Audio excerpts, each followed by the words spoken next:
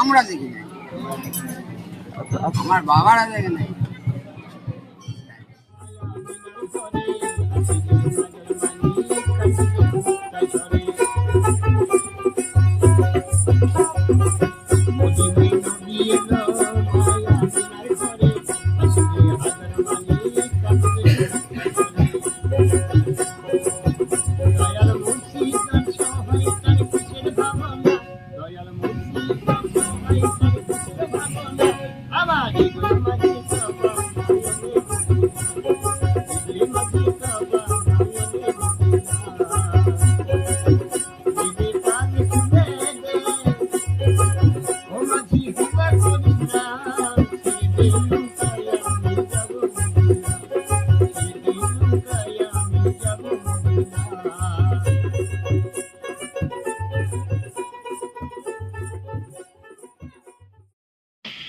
ষাট বছরের তখন তখন এখানে দোকান ছিল না, আমরা আস্তে আস্তে দুটো একটা বলছি।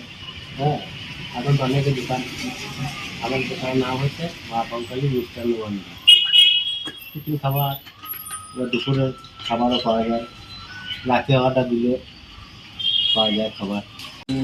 একবারে 50টা করে পাতা পড়ে, 50টা লোকের খাবার। তারপরে আত্মীয় স্বজন কুটুমজন আছে, প্রচুর মেলা, সব মেলা বসে এখানে, ভালো ভালো গান হয়, এই অর্কেস্ট্রা হয়, সবাই ভালো শিল্পী আছে। তখন তো লোকজন আছে, তাহলে তখন বড় মেলা।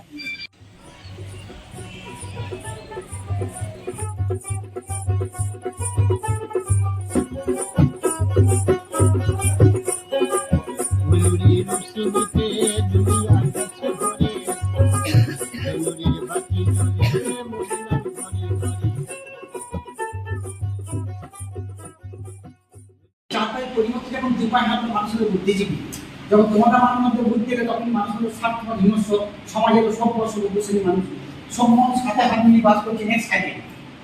আরেক শ্রেণীর মানুষ বেঁচে দিল ধ্বংসের পর, ঠিক ধ্বংসের পূর্ব অসংখ্য সংকেত দিচ্ছে পোকায় খাওয়া গাছ, জীবজন্তু, কীট পতঙ্গ, মানুষজন কাছাকাছি সব আমি মৃত্যু বন্ধ পাচ্ছি। আমরা মৃত্যুজন তৈরি হয়, কিছু অসৎ ব্যক্তি মৃত্যু নিয়ে আসছে।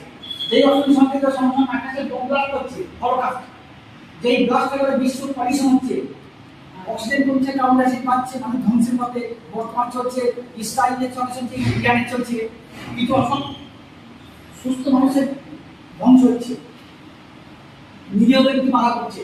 ঠিক সেই সময় একটা গাছের তলে সাদা পায়ে বসছে, একটা পাঁচ গাছের বড় গানের হেলমেট, একটা বন্ধু পায়ে হচ্ছে, হিয়ার অল্প আর্মস, অর্থাৎ যুদ্ধ বিদায় না। বলছে মানুষ তোমার সমাজের শেষ যুগে সুস্থ হবে, কারণ সমাজ তো তোমার উপর ডিপেন্ডেন্ট, কিন্তু মানুষ সারা দিল না, সারা দিলে একটা পশু সবার দিক তাকিয়ে আছে মানুষের দিকে, যে মানুষের ধ্বংস করছে বিশ্বকে, সে চেষ্টা করছে মানুষকে বাঁচাবার, কিন্তু সে আপনার চেষ্টা করলে কি হবে? ঠিক সেই সময় প্রকৃতি মা কিন্তু চেয়ে উঠলেন, যিনি বিশ্বকে সৃষ্টি করছেন এবং মায়ের করে আশ্রয় দিচ্ছে বাকি সব মানুষজন, কিন্তু মা কাউকে বাঁচতে পারেনি, কারণ বিশ্ব পলিউশনে ভর্তি। তাই মাকে ছেড়ে দিতে পারে না, তারা নতুন করে বিশ্বকে মেল সৃষ্টি করলো আধুনিক নিউ জেনারেশন। আবার মানুষ নৃত্য করছে,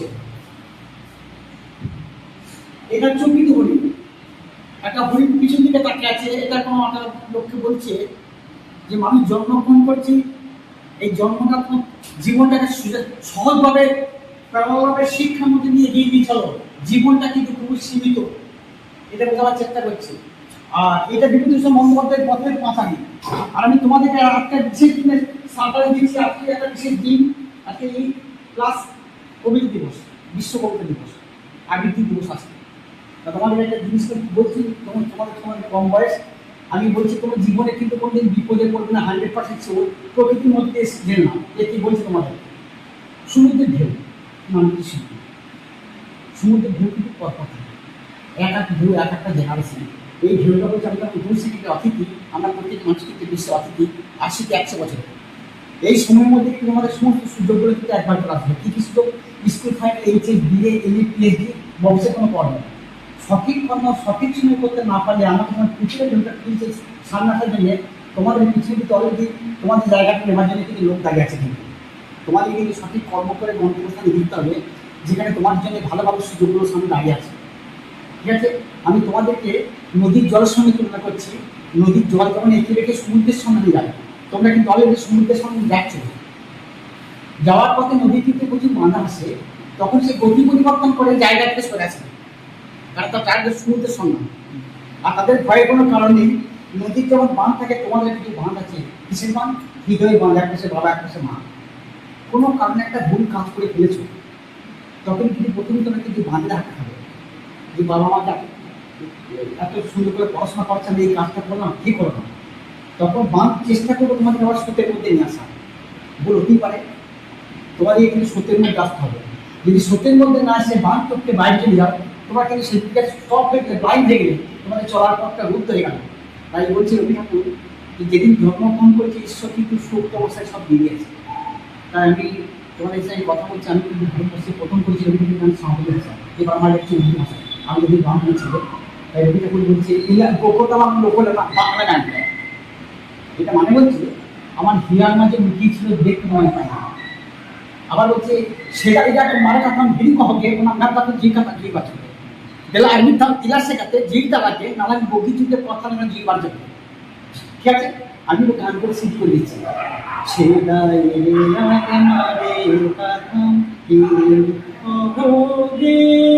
ওনা মেতে আটি জিবে কাতা কি বাঁচোগে ও মাঝি হেলা করিলা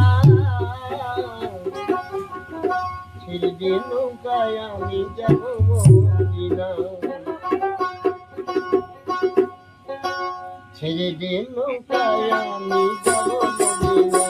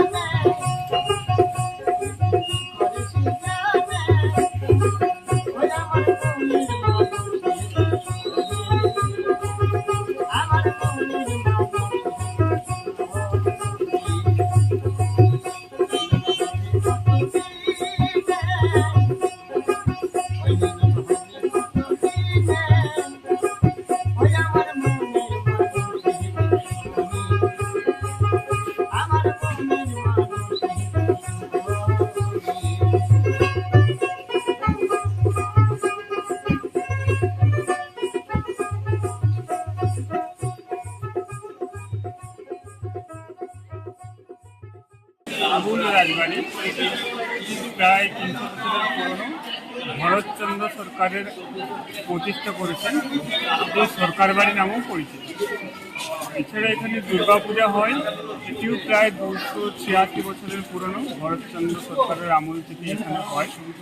তার নাট মন্দির রয়েছে, এমনকি রবীন্দ্রনাথ ঠাকুরের সঙ্গেও এই সুরুল রাজবাড়ি বা জমিদার বাড়ি সম্পর্ক রয়েছে।